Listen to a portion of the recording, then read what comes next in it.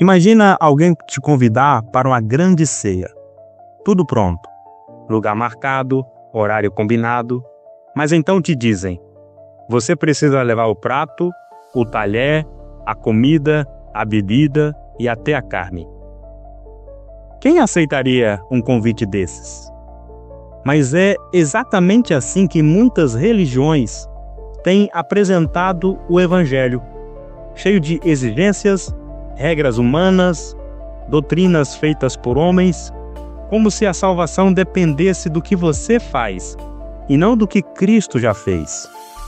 Agora veja a seguir essa reflexão preciosa do irmão Mário Persona, que comenta sobre a grande ceia descrita nas Escrituras. Que o Senhor te abençoe.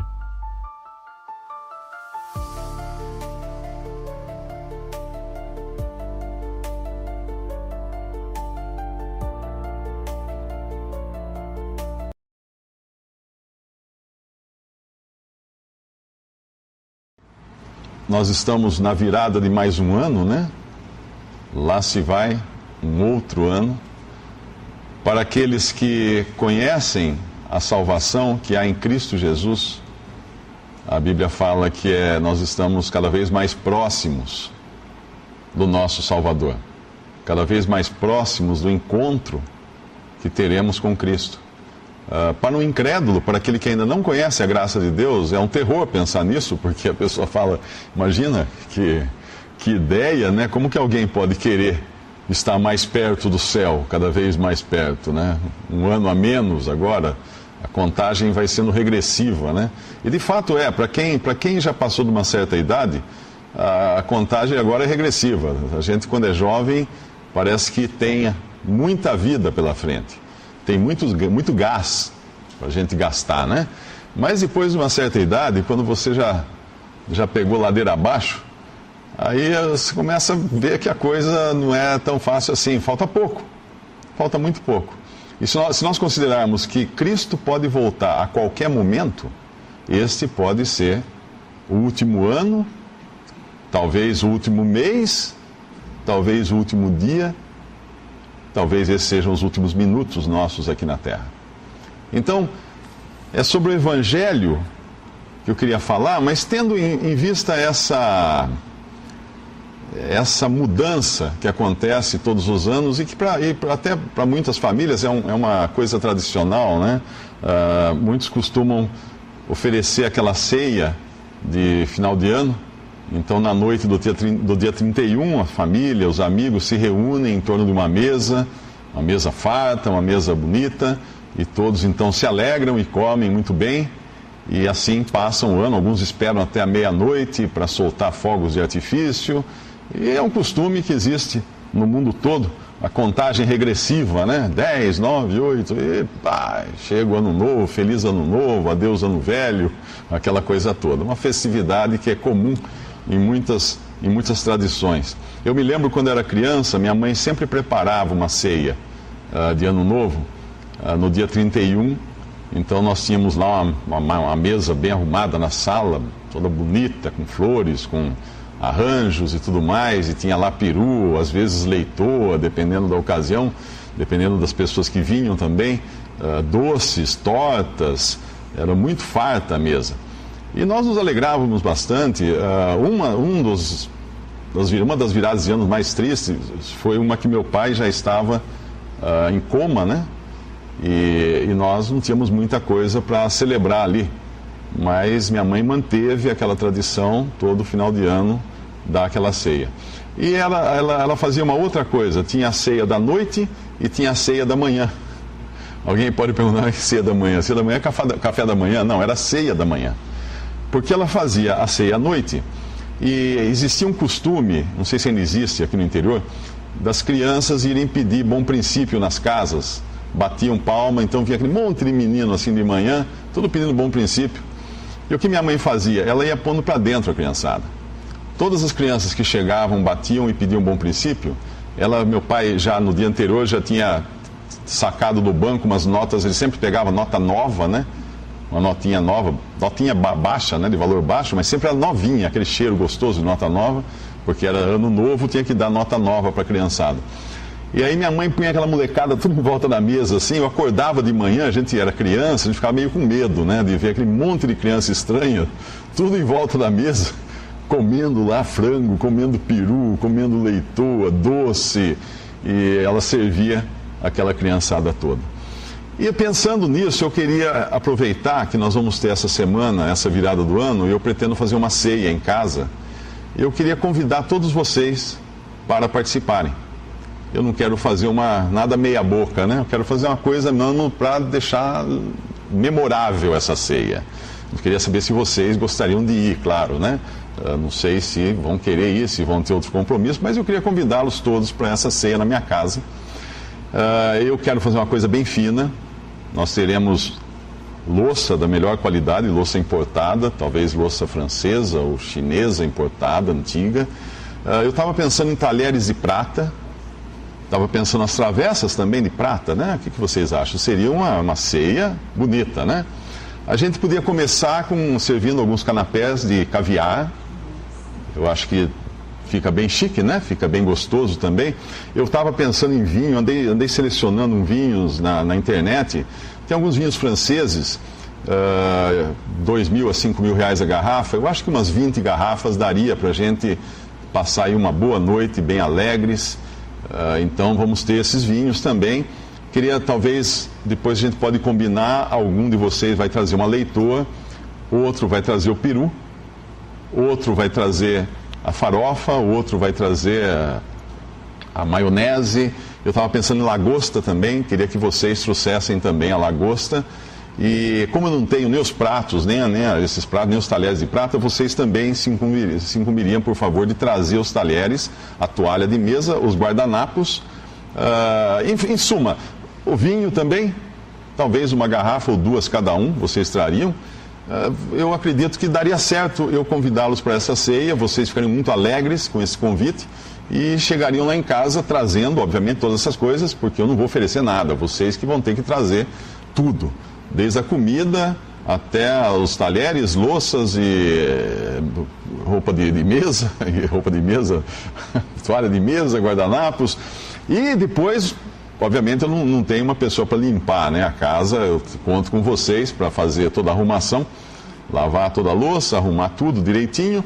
E aí, para a gente se divertir um pouco, nós vamos ter também uma brincadeira de amigo secreto. Eu pediria que vocês trouxessem presentes também. Vamos estabelecer um valor, nada menos de R$500. E eu serei o amigo secreto de todos vocês. Vocês trarão os presentes e me darão nesta noite. Eu ficarei muito contente, porque obviamente vocês estarão muito satisfeitos, muito gratos de terem sido convidados para essa ceia. Eu pergunto para vocês, gostaram do convite? Vai aparecer alguém na minha ceia? Quando eu era garoto, tinha uma revista chamada O Cruzeiro, que os mais experientes se lembram dessa revista. E tinha uma sessão que era a primeira que eu ia no barbeiro, pegava o Cruzeiro, sentava e ia direto nessa sessão, nessa página, o Amigo da Onça. Vocês se lembram disso? Tinha um Amigo da Onça. O Amigo da Onça era um que convidava as pessoas para esse tipo de eventos, de ceia, né? Hoje a gente fala muito amigo, né? Esse convite. Ninguém iria numa ceia assim. Ninguém iria. Porque o que você espera de uma ceia é que esteja tudo preparado pela pessoa que dá a ceia. Uma pessoa que convida, ela é quem vai trazer a ceia. Imagina minha mãe, no dia seguinte da passagem de ano, aquela garotada, todo no portão pedindo Bom Princípio, ela botar todo mundo para dentro e falar assim: garotada, agora vocês estão convidados, o que vocês trouxeram? Quem trouxe o dinheiro do Bom Princípio? Quanto vocês já arrecadaram aí no bairro? Vamos passando aqui, ó. E ela assaltasse as crianças daquilo que elas tinham. Seria um absurdo. Seria um absurdo. Porém, essa ceia, essa que eu falei agora para vocês aqui, o convite dela está sendo anunciado em vários lugares hoje. Nesse mesmo dia, tem várias igrejas, várias religiões que estão dizendo exatamente isso para as pessoas, convidando-as para uma salvação e falando assim: traga tudo para você ser salvo. Vocês vão trazer tudo, vão trazer suas boas obras, sua caridade, seu andar correto, seu dízimo, seu não sei o quê, seu isso, seu aquilo. Então, aí vocês talvez recebam em troca a salvação. E as pessoas vão. E as pessoas aceitam esse tipo de barganha com Deus. Como se Deus precisasse de alguma coisa. Imagina, se nós que somos muito menores, quando nós convidamos alguém para um jantar, para uma ceia, nós temos maior prazer em oferecer as coisas para as pessoas. E não esperar que as pessoas tragam a comida. A gente que oferece, né? A gente de boa vontade, é um prazer, uma alegria. Porém, a religião do homem, ela não tem nada para o pecador, para o homem perdido nos seus pecados. Ela pede, pede, pede, pede. E nós vamos encontrar na Bíblia uma ceia também. Lá em Lucas, eu convidaria vocês para abrirem Lucas capítulo 14. O Senhor Jesus foi convidado para jantar, para comer na casa de um fariseu. E nesse capítulo ele fala várias coisas aqui, durante o transcorrer dessa ceia na casa desse fariseu que o convidou. Ele começa curando um homem, e era um sábado isso, e eles ficam meio indignados por ele ter curado aquele homem no sábado, mas ele fez isso. E aí chega no capítulo 14, no versículo 15, ele vai contar uma parábola, porque muitas vezes ele contava os seus ensinamentos em forma de parábolas, dando um exemplo. E nesses exemplos tudo tinha um significado, é o que nós vamos ver aqui. Lucas 14, versículo 15. E ouvindo isto, um dos que estavam com ele à mesa disse-lhe: bem-aventurado o que comer pão no reino de Deus.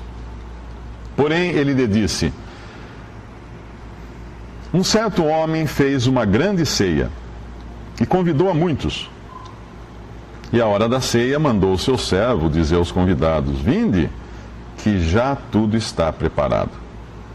E todos a uma começaram a escusar-se. Disse-lhe o primeiro: comprei um campo, importa ir vê-lo. Rogo-te que me hajas por escusado. Outro disse: comprei 5 juntas de bois e vou experimentá-los. Rogo-te que me hajas por escusado. E outro disse: casei e portanto não posso ir. E voltando aquele servo, anunciou estas coisas ao seu senhor. Então o pai de família, indignado, disse ao seu servo: sai depressa pelas ruas e bairros da cidade, e traze aqui os pobres e aleijados e mancos e cegos. E disse o servo: Senhor, feito está, como mandaste, ainda há lugar.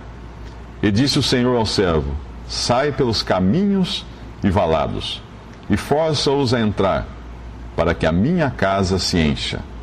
Porque eu vos digo que nenhum daqueles varões que foram convidados provará a mim. Essa parábola, esse homem aqui que convida, esse dono da casa, é uma figura de Deus. Deus é quem convida. Deus tem poder, tem meios, tem condições de convidar. E quando Deus convida, Ele não espera que os seus convidados tragam coisa alguma. Ele não espera. Imagine se nós fôssemos convidados para jantar na casa aí de um multimilionário, né? Digamos que você lá encontre o Bill Gates, e ele, muito rico, bata um papo com você: olha, eu queria convidar você para jantar na minha casa hoje. Ah, é. Aí você aparece na mansão do Bill Gates, aquela mansão maravilhosa que ele tem na beira de um lago lá nos Estados Unidos, e você para o seu fusquinha na porta, desce, né? Toca a campainha, abre aquela, o mordomo vem, abre aquela porta imensa, tá toda iluminada a casa, você já de longe vê aquela mesa toda arrumada, com as melhores iguarias, as coisas mais caras, e vem o Bill Gates atendê-lo. Aí você desembrulha um guardanapo, fala assim: Bill, é o seguinte, ó, eu vim para ajudar um pouco, eu trouxe um sanduíche de mortadela, eu comprei no bar da esquina, o pão não está muito lá, essas coisas, porque é de antes de ontem, mas eu não queria deixar de trazer alguma coisa para ajudar aí na ceia, porque eu sei que também o senhor não vai poder gastar muito aí com Seria um absurdo. Seria uma ofensa, uma verdadeira afronta fazer isso para um milionário, um ser humano milionário. Agora vamos pensar em Deus. Do que Deus precisa? No Antigo Testamento, Deus fala assim para os judeus: minha é a terra, meus são os animais do bosque, os animais do campo. Eu não preciso de nada. Deus é o Criador de todas as coisas, Ele tem tudo. Nós vamos levar o que para Deus? Deus tem tudo. E Deus convida, agora aqui, um certo homem fez uma grande ceia e convidou a muitos. Hoje Deus está convidando. Tem um versículo lá em Apocalipse 19, diz assim: bem-aventurados aqueles que são chamados à ceia das bodas do Cordeiro. Bem-aventurados, benditos, sortudos, alegres aqueles que são convidados para a ceia das bodas do Cordeiro. Esse é um convite que Deus faz, e Ele está fazendo esse convite hoje. Esse Senhor, esse dono da casa, Ele manda o seu servo e convidar. O servo na Bíblia, no Novo Testamento, o servo é uma figura do Espírito Santo. Nós sabemos que Deus é um só Deus, mas Ele é em três pessoas, não que são três deuses, são três pessoas da divindade: Deus Pai, Deus Filho, Deus Espírito Santo. Existe até uma ocasião em que o Senhor Jesus estava sendo batizado, os céus se abriram, veio o Espírito Santo em forma de pomba, em forma corpórea, de uma pomba, pousou sobre ele, e uma voz do céu dizendo: esse é meu Filho amado, em quem eu tenho prazer. Deus Pai, Deus Filho e Deus Espírito Santo numa mesma cena. Porém, três pessoas distintas, as três pessoas divinas da Trindade. Não deu para entender? Nem eu entendi. Porque se nós entendêssemos isso, nós seríamos Deus. A natureza de Deus é uma coisa incompreensível, mas nós encontramos isso na palavra de Deus. Portanto, hoje, o servo, que é uma figura do Espírito Santo, está nesse mundo convidando as pessoas para esse banquete que Deus prepara no céu. Deus está querendo que cada pessoa vá morar com Ele. Cada uma das suas criaturas. Deus é amor. Deus ama as suas criaturas. O grande problema é que o homem, o ser humano, nós, cada um de nós nascemos em pecado. Nós nascemos pecadores, porque lá atrás a nossa raiz, lá o nosso ancestral Adão e sua esposa Eva, eles cometeram o primeiro delito, o primeiro pecado, que foi desobedecer a Deus. E porque eles desobedeceram a Deus, eles então receberam uma maldição, por assim dizer, a consequência do seu pecado, que foi a morte, não apenas morte física, mas morte espiritual também. E desde então a humanidade tem aí, basta a gente ler a história da humanidade, e não é refresco, né? A gente sabe que o homem é terrível em todos os seus caminhos. A história da humanidade é uma história de lutas, de guerras, de assassinatos, de erros cometidos das mais diversas maneiras. Mas então Deus, quando enviou seu Filho ao mundo, Ele mandou seu Filho ao mundo, só confirmou aquilo que o homem era, porque os homens não quiseram o Filho de Deus. E Cristo então foi rejeitado, porém a rejeição de Cristo foi o meio que Deus deu, o meio que Deus criou para a própria salvação do homem. Uma vez que o homem era pecador, perdido, digno de uma condenação, e sem meios de se salvar a si mesmo, Deus ofereceu o seu próprio Filho como um sacrifício, para morrer na cruz, derramar seu sangue ali, no lugar dos pecadores, no lugar daqueles que hoje creem nele como Salvador. Se você leu a história do Antigo Testamento, você percebeu que lá existe assim uma infinidade, um número imenso de sacrifícios de animais. Sempre que algum israelita pecava, ele tinha que trazer um animal puro, um animal limpo, sem mancha, sem defeito, apresentar ao sacerdote lá no templo de Jerusalém, e esse sacerdote então sacrificava aquele animal era morto, seu sangue derramado, o corpo do animal era queimado. Tudo isso eram figuras de um que viria depois, que João Batista o chamou de Cordeiro de Deus que tira o pecado do mundo. Quem era esse? Jesus. Jesus Cristo. Então, na cruz, Jesus veio para morrer e pagar no lugar do pecador, para que o pecador pudesse, então, desfrutar de comunhão com Deus, pudesse participar dessa ceia das bodas do Cordeiro, pudesse estar no céu um dia junto com o seu Criador e junto com o seu Salvador. Mas aqui nessa ceia, então, o homem, o dono da casa, que faz essa grande ceia, convida muitos. E agora nós vamos ver as pessoas que são convidadas. É interessante a gente ver o tipo de pessoa que é convidado. Eu tenho certeza que nesta sala nós vamos encontrar diferentes tipos de pessoas e alguns vão acabar se encontrando aqui, né, se identificando com um ou outro tipo das pessoas que são descritas agora. Versículo 17 diz que a hora da ceia mandou seu servo dizer aos convidados: vinde que já tudo está preparado. Vocês percebem a diferença desta ceia, da parábola, daquela ceia que eu convidei vocês no início, né? A ceia que eu convidei vocês, eu estava dizendo para vocês: venham que nada está preparado. Vocês vão ter que preparar tudo, vocês vão ter que fazer tudo. Porém, esta ceia, o que convida não espera nada das pessoas que vêm, dos convidados. Ele não quer receber, ele quer dar. Venham que tudo está preparado. E todos a uma, no versículo 18, começaram a excusar-se, cada um arranjando sua desculpa. Disse-lhe o primeiro: comprei um campo, importa ir vê-lo, rogo-te que me hajas por escusado. Ele pede desculpas, olha que educado ele é.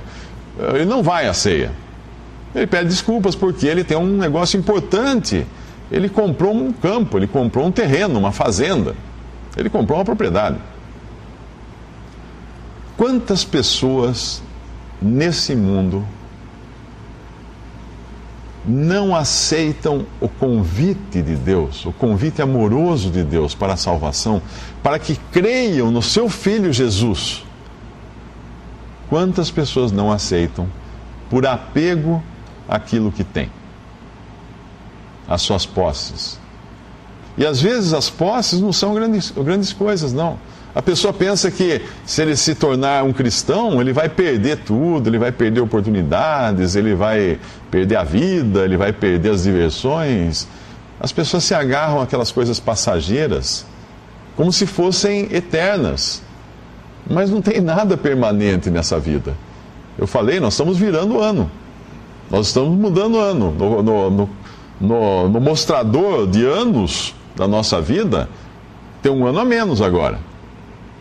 Não é que nós estamos um ano a mais, é um ano a menos. Tem um ano a menos agora dos anos que faltam na nossa vida. E vai ser cada vez menos. A contagem vai diminuindo, é que nem um tanque de combustível que vai acabando. Eu estava agora de manhã, a hora que eu saí daqui de manhã, dei partida, o carro apitou. Pi! Eu olhei, apitou, apareceu o sinal do tanque de combustível, da gasolina. Por quê? Ele está avisando. Vai acabar. Vai acabar. Às vezes, na nossa vida, infelizmente, nós não ouvimos esse apito. Aqueles que estão envelhecendo, já estão avançados de idade, estão ouvindo o apito do tanque que está acabando. Mas um jovem não escuta. Essa semana tem até uma jovem irmã em Cristo, na Alemanha. Isso aconteceu, acho que foi antes de ontem, se não me engano. Ela teve uma forte dor de cabeça, dor, daí não aguentava mais, levaram correndo para o hospital. E imediatamente fizeram lá os exames e ela precisou entrar em cirurgia. Ela foi operada hoje de manhã, tiraram um tumor, ela deve ter 20 e poucos anos, essa menina. Tiraram um tumor do tamanho de um punho, de dentro da cabeça dela. Ela nunca tinha percebido que ela tinha, talvez tivesse dores de cabeça, mas não tão violenta quanto essa. Tinha uma bola desse tamanho de um punho dentro da cabeça da menina.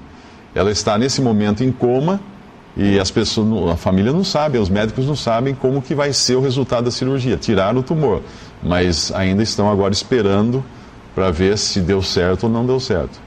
Eu oro para que realmente tenha resolvido o problema dela.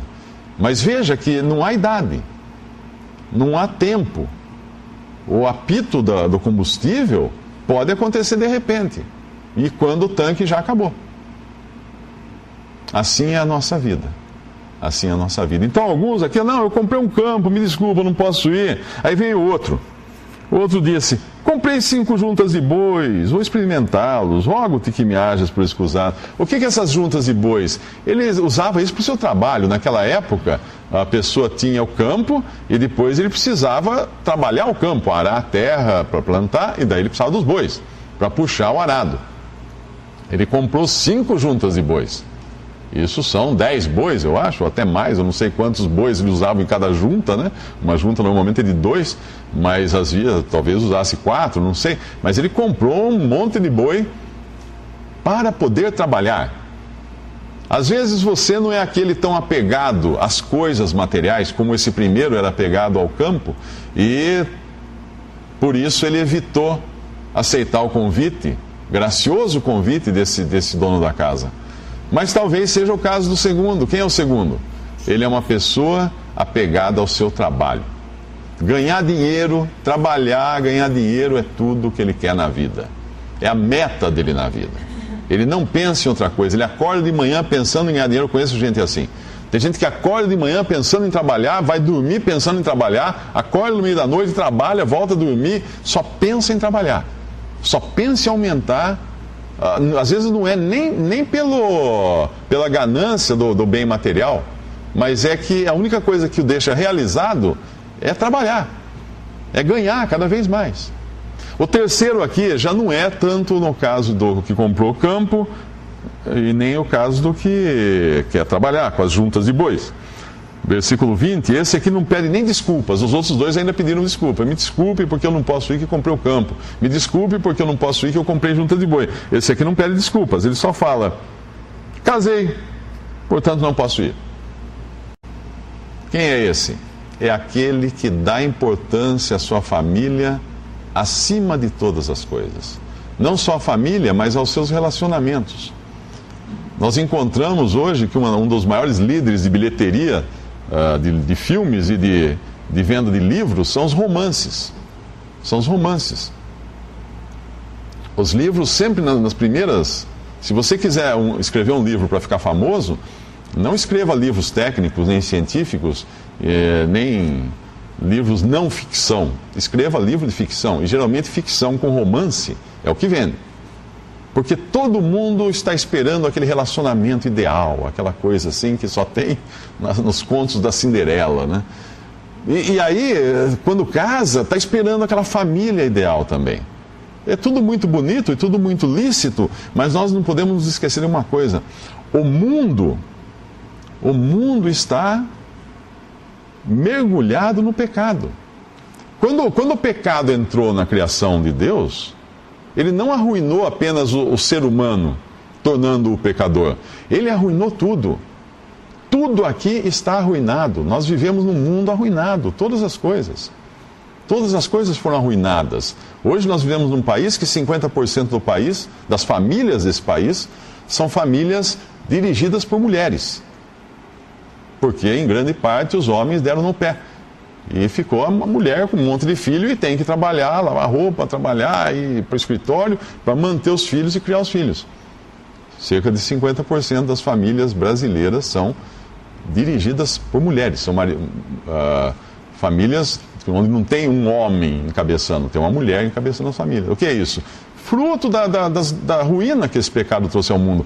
Mas esse aqui, ele casou, tudo bem, ele casou, mas recusar o convite desse homem, desse dono da casa, desse senhor. Em Mateus 22, essa mesma parábola diz que esse homem é um rei. Lá a parábola é contada dizendo que um rei deu um grande banquete. É um rei. É um rei. Leva a noiva junto. Casou, leva a noiva junto. Depois você vai ter a vida inteira com ela. Vai, aceita o convite desse. Mas não. Bens, trabalho, família. 3 coisas que podem impedir você de aceitar Cristo. Os bens, porque você pode estar tão preocupado com as coisas materiais que não quer nem pensar que um dia a sua vida vai acabar e você vai deixar tudo para trás. Trabalho, porque isso é o que satisfaz você o tempo todo e você não acredita que exista alguma coisa que possa satisfazer mais. Família, porque você acha que vai ser para sempre. Não é. A família, os filhos casam, vão embora e aí você fica aí. Também não é para sempre. Nada disso é permanente. Nada. Nada é permanente. Mas qual é o sentimento desses que recusam o convite? Eles acham que têm tudo o que eles precisam. Eles acham que não precisam da ceia desse homem bondoso, desse Senhor bondoso, desse rei que os convidou.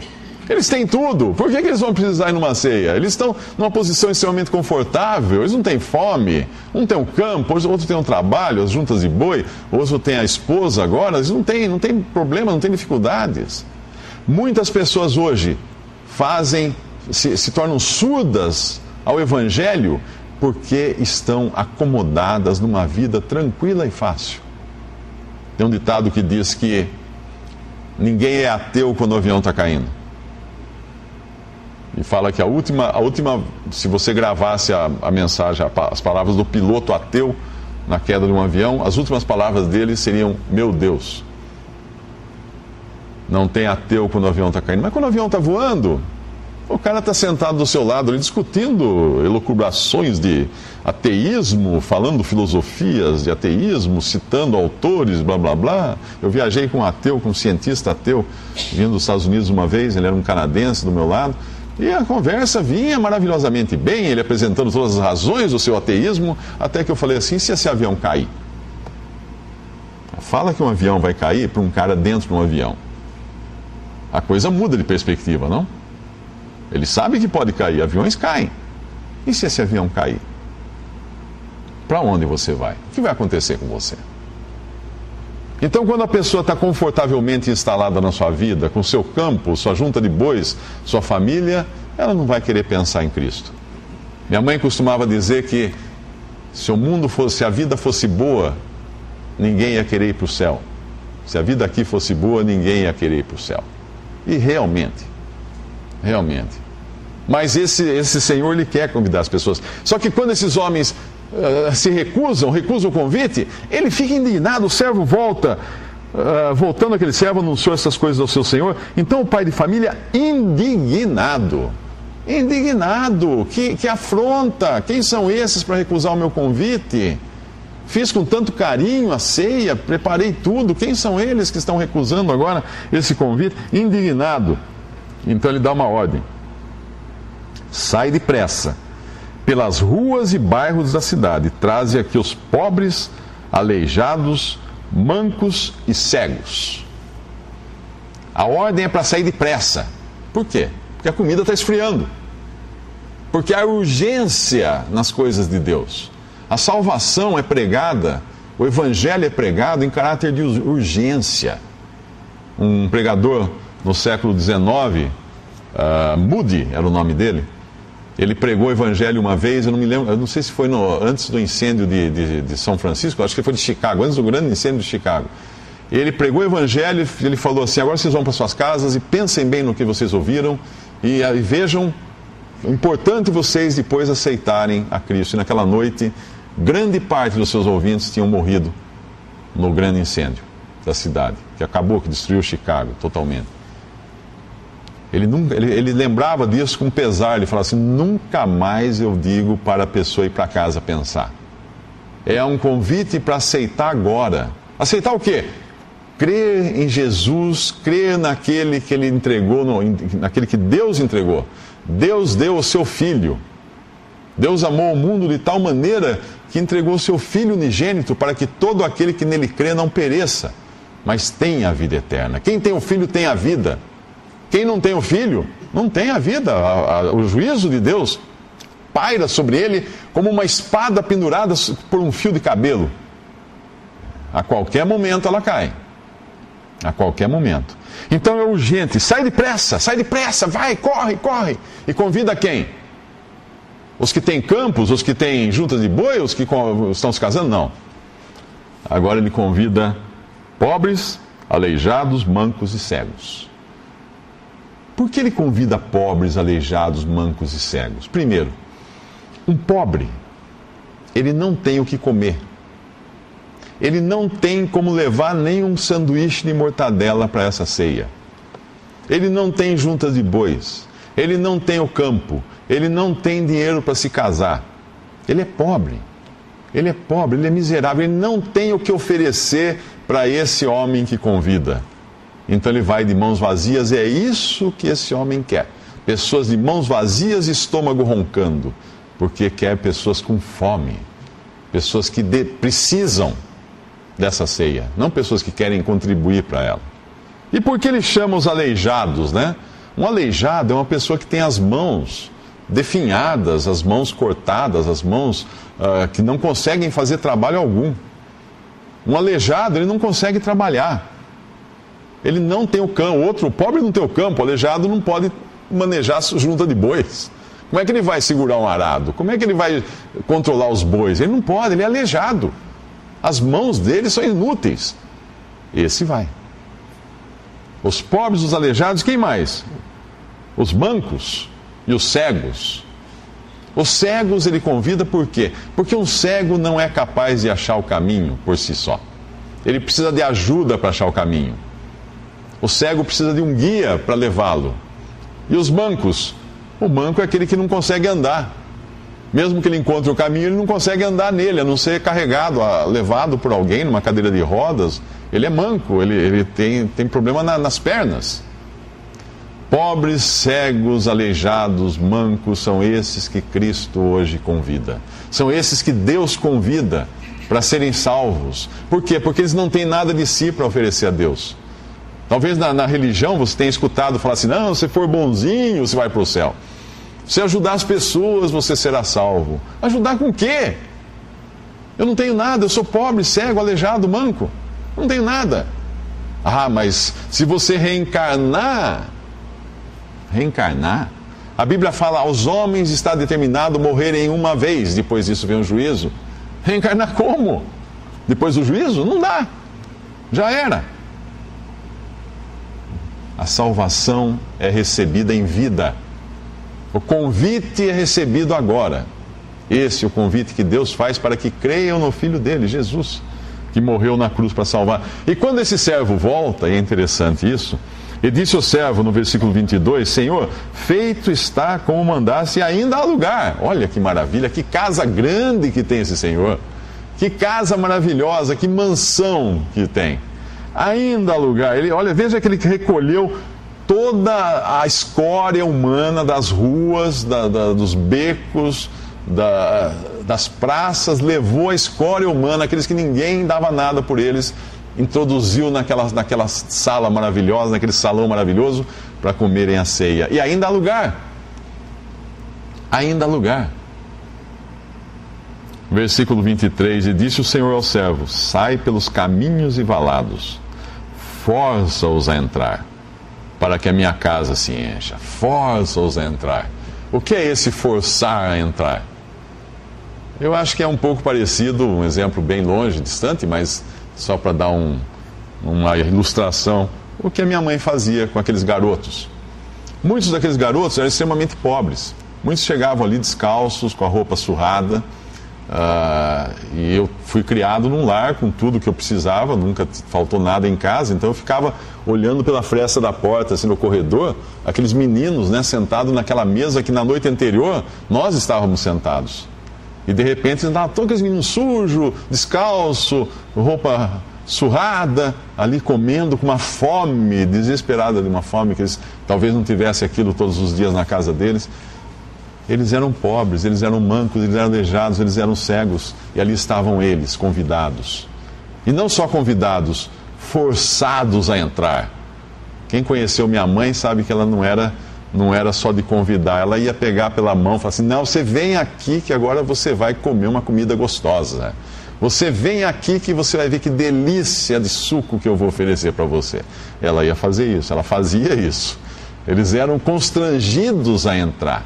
E assim o Espírito Santo de Deus hoje está convidando pessoas e convidando com tanto amor, com tanto carinho, que é impossível alguém de sã consciência rejeitar o convite de Deus. Por quê? Porque não precisa fazer nada, tudo está preparado. Tudo já está preparado, não faltou uma palha para ser mexida. Tudo está preparado. Por que as pessoas não aceitam a Cristo? É isso que eu penso às vezes. Você pensa a pessoa vive a vida inteira desviando-se de Jesus, ouve o Evangelho e corre para o outro lado. Que medo é esse? Se Deus só quer dar a salvação, se Deus quer dar o perdão, um dia Cristo voltará para julgar, aí sim é melhor você correr e se esconder. Aí é bom fugir mesmo, porque aí a coisa não vai ficar pequena não vai ser fácil. Mas agora é o dia de graça, é o dia de misericórdia e Deus está convidando com graça. O Espírito Santo está indo atrás das pessoas, levando esse bendito convite. E ainda fala assim, ainda há lugar.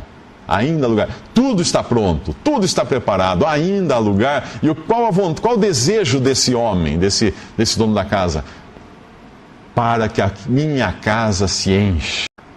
Para que a minha casa se encha. Esse é o desejo dele. Para que muitos e muitos e milhões e bilhões de pessoas. E vocês sabem uma coisa? Tem um versículo, eu acho que é em Filipenses, que fala que para que em tudo Cristo tenha a preeminência, ou a primazia, né? Colossenses 1. Isso, né? Em Colossenses, para que Cristo em tudo tenha a primazia, é o primeiro lugar. O primeiro lugar no pódio será de Cristo e só dele. É um pódio de um lugar só. A gente sempre vê 1, 2, 3, né, em pódio de corrida de automóvel, de Olimpíadas. O pódio das coisas de Deus vai ter um lugar, Cristo, em primeiro lugar. E ele não vai perder também no número de salvos. Muita gente confunde aquela passagem, né, que a porta é estreita, são poucos que entram por ela, a porta larga, mas isso não está falando exatamente do que nós estamos falando aqui, da salvação eterna, porque no céu existirão mais salvos do que perdidos no lago de fogo. Cristo vai ter o primeiro lugar também. Satanás não vai poder chegar no fim e falar assim, mas eu trouxe mais gente para o meu lado aqui. Não. Cristo vai ter o primeiro lugar de tudo. Basta pensar quantos bilhões de fetos foram abortados neste ano de 2013, que nós estamos terminando agora. Milhões ou bilhões de crianças mortas prematuramente. Onde elas estão? Estão todas com Cristo. Olha que beleza, que graça de Deus. Mas como que elas podem estar lá? Porque quando Cristo morreu na cruz, o seu sangue foi suficiente para salvar todos esses bebês, todos esses fetos, todos esses embriões, todos esses foram salvos. Milhões de crianças que morreram ainda sem entendimento das coisas, sem capacidade de crer em Jesus de si mesmas, estão salvas. Milhões de pessoas de débeis mentais, pessoas com problemas mentais que não conseguem entender as coisas, com problemas cerebrais, salvos por Cristo. Incapazes de entender as coisas, não têm capacidade de crer em Jesus, mas o Senhor salvou essas pessoas. O Senhor salvou essas pessoas. Que maravilha isso! Eu sempre digo que o meu filho, Pedro, ele nunca falou, né, aqui na terra. Ele vai falar no céu. Eu vou escutar tanta coisa dele que eu não sabia. Ele vai contar um monte de coisa para mim, porque ele vai falar. Está salvo. Por que está salvo? Porque não entende as coisas. A cabeça dele não entende. Ele nasceu com lesão cerebral, paralisia cerebral. Como é que ele vai entender? Ele não entende. Deus não vai exigir uma pessoa assim, entender. Mas vai ter que reencarnar. Que perversa é essa doutrina. Que perversa uma doutrina que manda uma pessoa voltar ao mundo num estado deprimente. Isso é perverso, isso é uma pessoa maligna para pensar num negócio desse. Como que alguém pode acreditar numa coisa dessas? Quando Deus, por graça, está querendo salvar. Ele deu o seu filho para salvar. Ele fala, tudo está preparado, tudo está pronto. Não falta nada, eu quero minha casa cheia. Traga os cegos, os mancos, os aleijados, traga todo mundo. Não importa. É assim Deus, esse é o Deus. Esse é o Deus da Bíblia. Esse é o Deus do Evangelho, essa é a salvação que Deus oferece. Não uma coisa que depende de nós, mas que dependeu totalmente de Cristo. Não que seja fácil a salvação é dificílima. Tão difícil que nenhum homem conseguiria se salvar. Por isso que Deus precisou entregar o seu Filho na cruz para morrer em nosso lugar. E no versículo 24 ele fala assim, porque eu vos digo que nenhum daqueles varões que foram convidados, ele estava se referindo àqueles do começo, provará a minha ceia. Eu pergunto para você, você já foi convidado? Você é cego, você é manco, você é aleijado, você é pobre, você se considera assim diante de Deus, incapaz de levar qualquer contribuição para Deus e ter que depender puramente da graça divina, do favor de Deus. Se a gente não gosta de depender de favor, não, mas eu tenho que fazer. A salvação é por graça, porque se fosse por obras não seria graça. Todo mundo fala assim, não é graça, então é graça. O que é graça? Graça é graça, é de graça. Graça é que é porque alguém já pagou. A ceia, o convidado comprou tudo, o anfitrião comprou todas as coisas, o convidado não leva nada. Ele recebe tudo de graça. Esse é o convite que eu queria deixar para vocês hoje aqui. Se alguém ainda não aceitou esse convite amoroso de Deus, se o Espírito Santo estiver nesse momento tocando o seu coração, para que aceite esse convite, não espera mais. Esse ano acabou, pode ser o nosso último ano aqui. Pode ser o meu último ano, pode ser o seu último ano. E aí existe uma eternidade à frente. E o lugar onde você estará na eternidade depende de uma decisão tomada em vida, não depois da morte. Tem um versículo no Antigo Testamento que fala: onde a árvore cair, aí ela fica. Se ela caiu para cá, ela fica para cá. Se ela caiu para lá, ela fica para lá. Não tem como mudar isso depois. Creia no Senhor Jesus Cristo e você será salvo. Podemos dar graças a Deus. Visite 3minutos.net. Dúvidas? Visite respondi.com.br.